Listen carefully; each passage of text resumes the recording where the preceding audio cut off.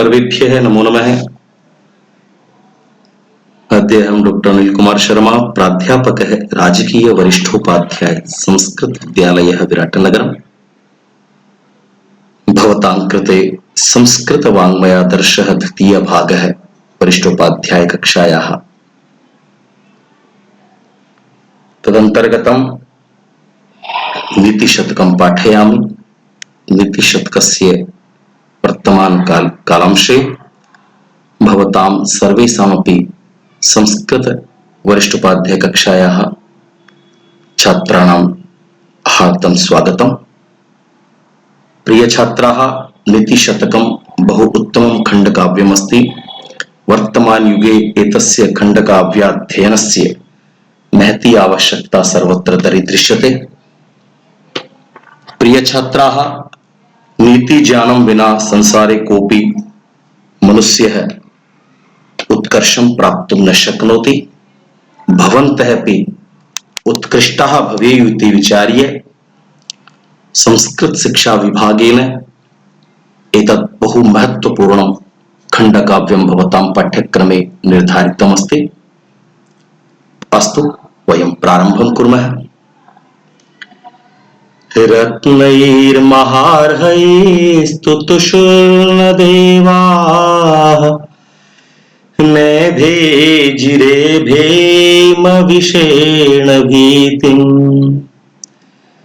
सुधां विना न प्रययुर्विरामम् नैनिश्चितार्थाद्विरमन्ति धीराः।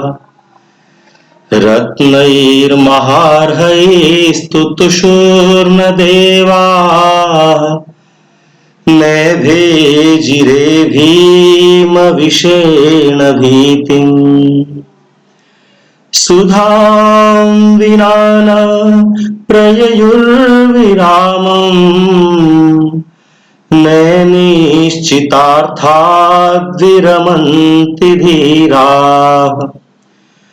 रत्नैर्महार्हैस्तुतुषुर्नदेवाः नैभेजिरे भीमविषेण भीतिम् सुधां विना न प्रययुर्विरामम् नैनिश्चितार्थाद्विरमन्ति धीराः। अत्र उपजाति नामकं छन्दः अस्ति। प्रिय छात्राः, जातिद्वयं मिलित्वा उपजाति भवति। यथा संसारे वयं गुणद्वययुक्तं पृथक् पृथक् गुणं मिश्रीकृत्य तृतीयगुणस्य निर्माणं कुर्मः। वृक्षादिषु अपि एतत् दृश्यते, उपजातीनां निर्माणं कुर्मः। तथैव छन्दशास्त्रे अपि छन्दद्वयं मिश्रीकृत्य यत् नूतनं छन्दः निर्मीयते तस्य नाम भवति उपजातिः।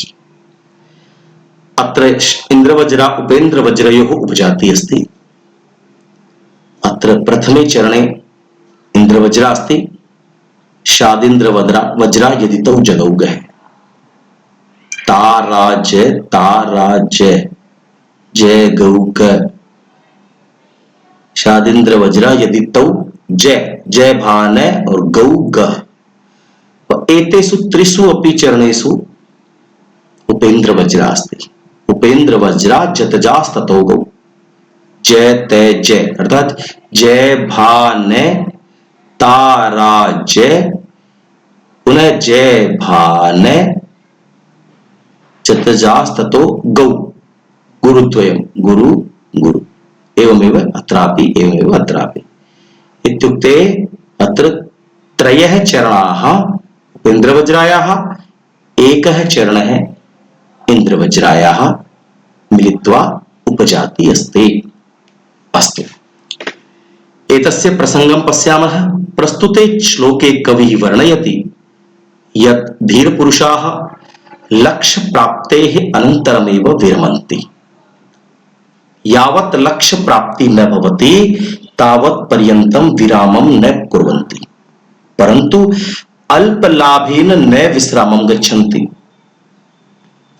अर्थात अल्प प्राप्ति भवति तदा संतुष्टाः न भवन्ति, पूर्णं लक्ष्यं प्राप्य एव विरमन्ति इति अत्र धीराणां स्वभावः, धीरपुरुषाणां वर्णनम् अत्र कृतमस्ति।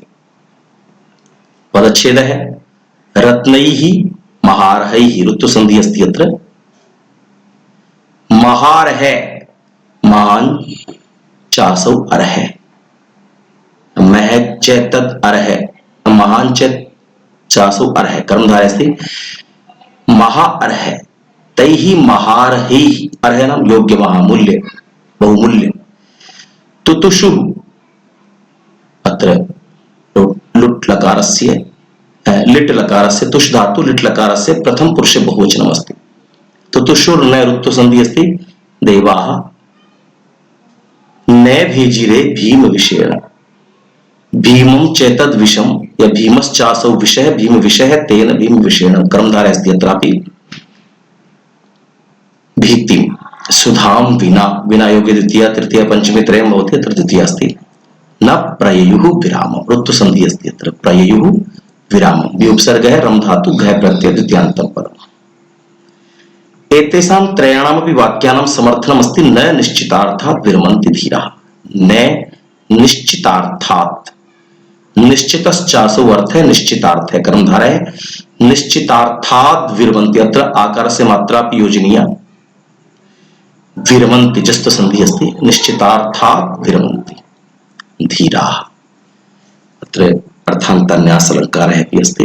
एषा सूक्तिः अस्ति, प्रसिद्धं वाक्यं, प्रसिद्ध यत्र समर्थक भावः भवति, सामान्येन विशेषेण वा तत्र अर्थान्तन्यासः भवति। अन्वयं कुर्मः। देवाः महार्हैः रत्नैः न तुतुषुः, एकं वाक्यम्। पुनः द्वितीयं भीम विषयेण भीतिं न भेजिरे, द्वितीयम्। तृतीयं सुधां विना विरामं न प्रययुः, सुधां विना विरामं न प्रययुः। धीराः निश्चितार्थात् न विरमन्ति इति अत्र सरलः एव अस्ति अन्वयः। अत्र अर्थानुसारं पदानां योजनमेव अन्वयः भवति। अनु अयः, अनुपसर्गः एण धातु अच् प्रत्यय अन्वयः भवति एण करणेन। अत्र व्याख्यानं कुर्मः। देवाः अर्थात् दिव्य गुणशीलाः, दिव्य गुणान्विताः सुराः।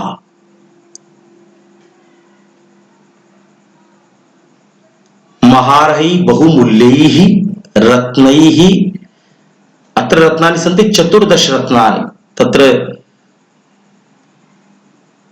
ऐरावत कल्पवृक्ष कौस्तुभादि ये 14 रत्नानि यानि आसन्, तैः न तुतुषुः, संतुष्टाः संतुष्टिं न गतवन्तः न प्राप्तवन्तः। देवाः बहुमूल्य रत्नैः, ऐरावत कल्पवृक्ष इत्यादिभिः 14 कौस्तुभमणि इत्यादि 14 रत्नैः संतोषं न प्राप्तवन्तः, संतुष्टिं न अधिगतवन्तः। भीम विषयेण, भयंकर विषम यदा आगतं समुद्र मंथनावसरे, ये समुद्र मंथनस्य घटना अस्ति अस्मिन् श्लोके। यदा समुद्र मंथनं देवैः पुनः असुरैः, सुरैः असुरैः द्वाभ्यामपि सुरासुराभ्यां यदा देवाः समुद्र मंथनं कृतं, तस्मिन् काले यदा बहुमूल्यानि रत्नानि प्राप्तानि तदा देवाः सन्तुष्टाः न सञ्जाताः। भयंकर विषयेण, भीम विषयेण, भीमो भीष्म भयंकरः, कालकूटक भीष्मं च तद् विषं भीम विषम्, अत्र कर्मधारः अस्ति। तो भीमश्चासौ विषय भीम विषयः, तेन भीम विषयेण, भीमं च तद् विषं भीम विषं तेन एतद्। भीतिं न भेजिरे, भयं न प्राप्नुवन्तः, अर्थात भयभीता न संजाता, भीम विषेणापि भयभीता न संजाता, महारहै रत्नैरपि संतुष्टा न संजाता, भयंकर विष प्रापणेनापि भयभीता न संजाता, सुधाम विना अमृतम विना विरामम न प्रयु, विरविश्रांतिम न प्राप्नुवन्तः, न प्राप्तवन्तः। अर्थात यावत् पर्यंतम सुधा प्राप्ति न संजाता, अमृतस्य प्राप्ति नाभूत, तावत् पर्यंतम विश्रांतिम नाधिगतवन्तः, निरंतरम कर्मशीलाः आसन्।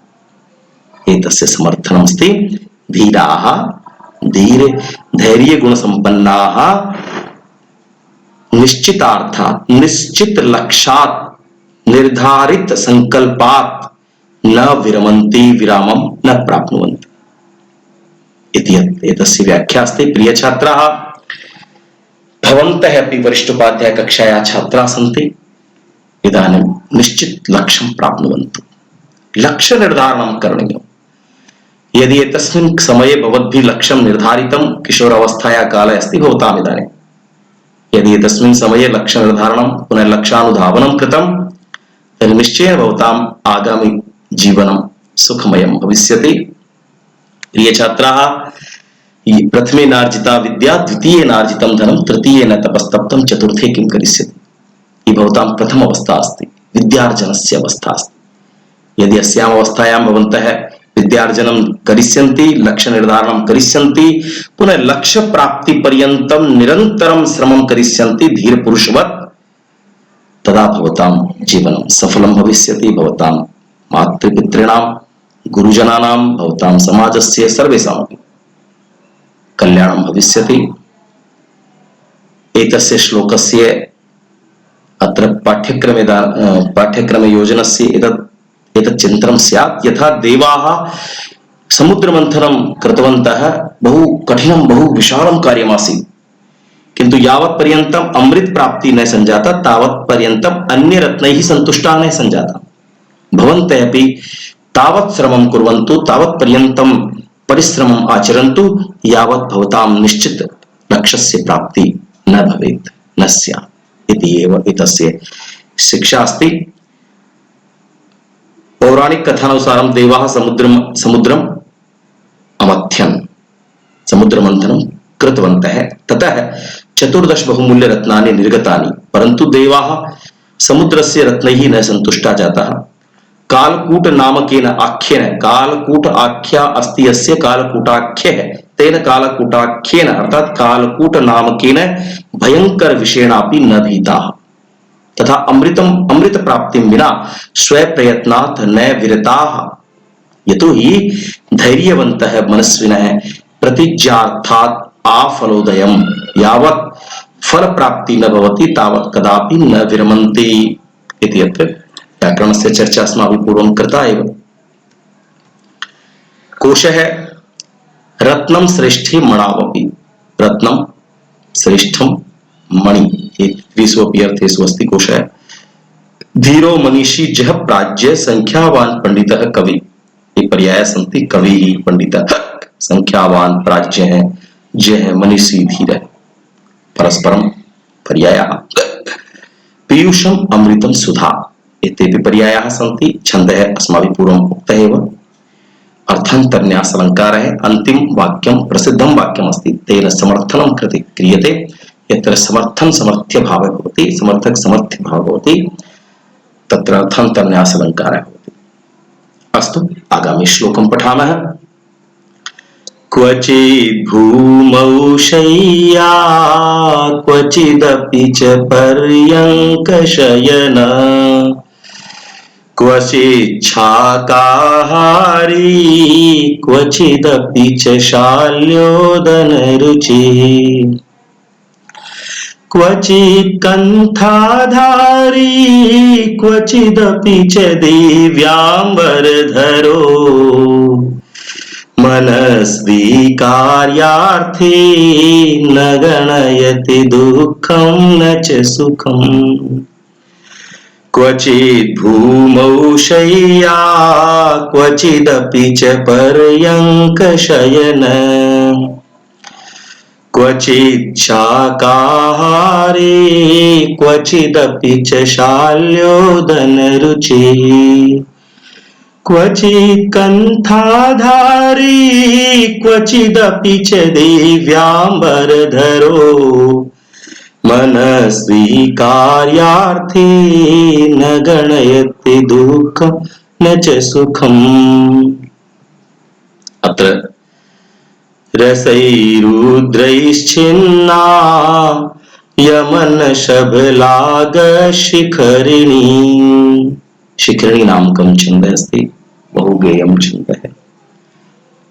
अस्य प्रसङ्गः अस्मिन् श्लोके कविः वर्णयति यत् धीराः महापुरुषाः सुख दुःखे न गणयन्ति।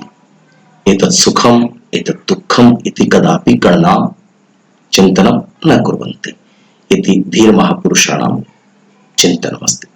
एतदेव बहु सम्यक् वर्णितमत्र श्लोकमाध्यमेन।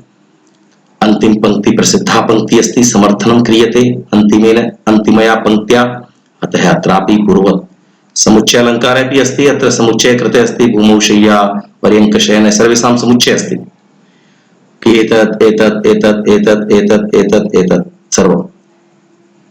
तो अत्र समुच्चय अस्ति, पुनः अंतिम वाक्येन से पूर्ववाक्यानां समर्थनमपि अस्ति, तो अर्थान्तन्यासः अपि अस्ति। अत्र पदच्छेदं कुर्मः। क्वचित् भूमौ, क्वचित् अव्ययमस्ति, भूमौ अत्र जस्त्वसन्धिः अस्ति, भूमि शब्दस्य सप्तमी एकवचने भूमौ शय्या, क्वचित् अपि अत्रापि जस्त्वं, क्वचिदपि पर्यङ्कशयनः, पर्यङ्कशयनः। अत्र समासः यदि क्रियते चेत् क्वचित् पर्यङ्कशयनः, पर्यङ्के शयनं यस्य, बहुव्रीहि अस्ति। पर्यङ्के, पर्यङ्क भवति पल्यङ्कः, हिंदी भाषायां पलंग इति वदन्ति। शय्या, खट्वा, खट्वाया किञ्चित् प्रकृष्टं स्वरूपम् अस्ति पर्यङ्कः। तो पर्यङ्के शयनः यस्य सः पर्यङ्कशयनः। क्वचित् शाकाहारी, शाकम् आहरति तच्छीलः शाकाहारी, उपसमासः अस्ति अत्र। क्वचित् शाकाहारी, क्वचित् श्चत्व, छत्वश्चत्व संधि अस्ति अत्र। शाकम् आहरति तच्छीलः शाकाहारी, शाकम् आहार यस्य सः शाकाहारी इत्यपि अस्ति। क्वचित् अपि जस्त्वं शाल्योदन रुचिः, शाल्योदन, शाल्योदने, शाल्यं च ओदनं च शाल्योदने द्वन्द्वः अस्ति, इत्यत्र द्वन्द्वः है। शाल्योदने रुचि यस्य स शाल्योदन रुचिः, बहुव्रीहि। कंथाधारी, कंथाधारी, कंथां धारयति तच्छीलः कंथाधारी, उपत्समासः है। क्वचित् अपि, क्वचिदपि जस्त्वसन्धिः अस्ति। दिव्याम्बरं धारः, दिव्यं च तत् अम्बरं, दिव्याम्बरं कर्मधारः, और दिव्याम्बरं धरति धारयति वा, स्वार्थे णिचपि अस्ति। धरति धारयति वा, अत्र कर्म उपत्समासे अस्ति।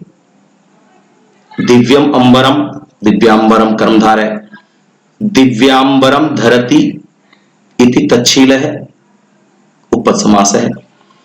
मनस्वी, मनश्शब्दास्विनी प्रत्ययकरणेन मनस्वी भवति। कार्य अर्थी, कार्यस्य अर्थी, कार्यार्थी समासः षष्ठी।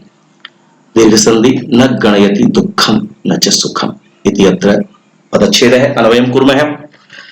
मनस्वी कार्यार्थी दुःखं च सुखं, दुःखं सुखं च न गणयति। मनस्वी कार्यार्थी न दुःखं गणयति न च सुखं गणयति इति। तो अत्र एतत् कथनमस्ति, ततः प्रारम्भ क्रियते चेत् मनस्वी कार्यार्थी कर्तृपदमस्ति। मनस्वी कार्यार्थी क्वचित् भूमौ शय्या, क्वचित् अपि पर्यङ्कशयनः, क्वचित् शाकाहारी, क्वचित् शाल्योदन रुचिः, क्वचित् कंठाधारी, क्वचित् दिव्याम्बरधरः च। क्वचित दिव्यांबरधरे दुःखम न गणयति न च सुखम गणयति। दुःखम न गणयति न च सुखम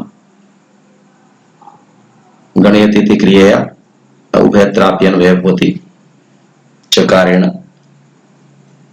अत्र अन्वयं व्याख्यानं कुर्मः। मनस्वीनां प्रशस्तं मनः यस्य असौ मनस्वी धीर पुरुषः। यह एकवारं मनसि चिन्तयति दृढयति एतत् कार्यं करोमि तत्कार्यम् आचरति एव सः भवति मनस्वी। कार्यार्थी कार्यम् अर्थयति इति कार्यार्थी कार्याभिलाषी स्वकार्य सिद्धि अभिलाषी सिद्धि स्वकार्यस्य सिद्धिं कर्तुं यस्य अभिलाषा अस्ति अर्थी याचकः अस्ति स्वकार्यस्य याचकः।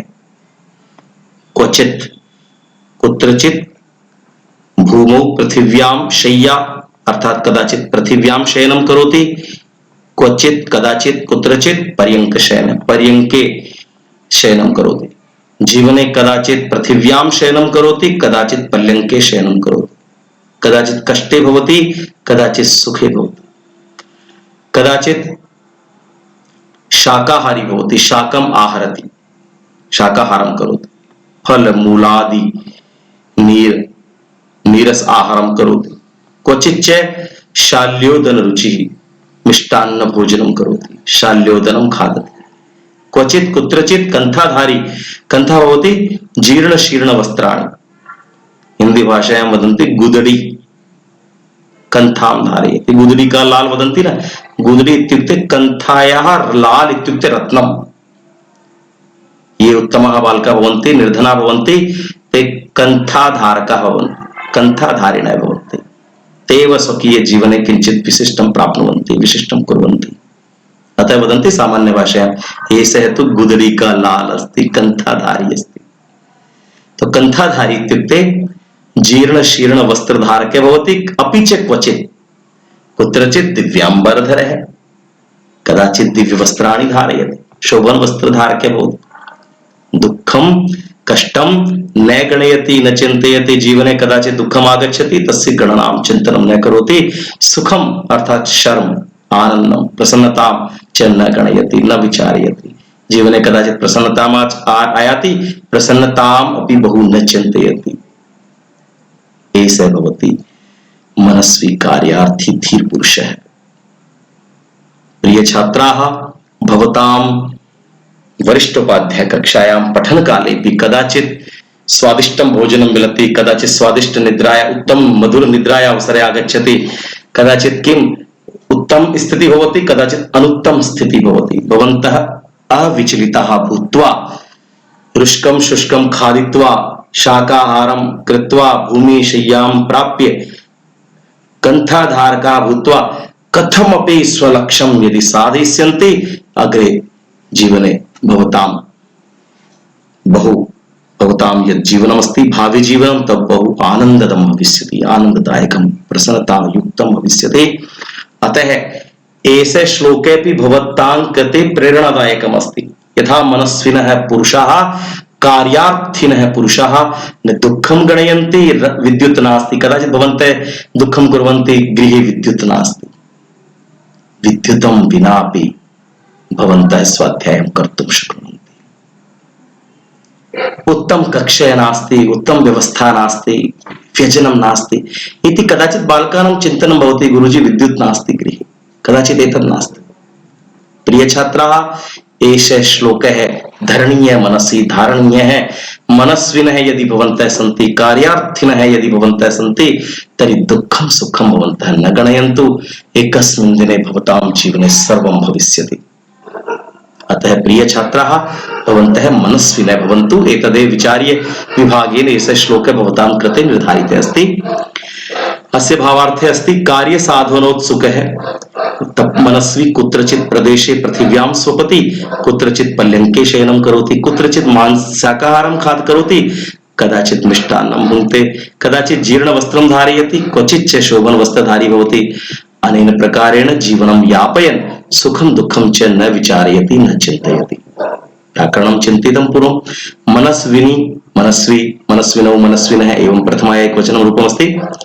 कार्यार्थी अत्रापि रूपम् एवमेव चलति। कार्यार्थी कार्यार्थिनौ कार्यार्थिनः। कार्य शब्द अर्थ कार्यस्य अर्थी अर्थ शब्दात् इनि प्रत्यय अतः इनिठनौ द्वारा तद्धित प्रकरणे अस्ति एष प्रत्ययः भवद्भिः पठित एव लघुसिद्धान्त कौमुद्याम् अस्ति। अतः इनिठनौ। शय्या शिंग धातु के प्रत्यय टाप करणेन शय्या भवति। शाकाहारी शाक आंग उपसर्ग री धातु णिनि शाकाहारी शाकाहारिणौ शाकाहारिणः एवं भवति। शाल्योदन रुचि शाल्या ओदनः शाली ओदनः।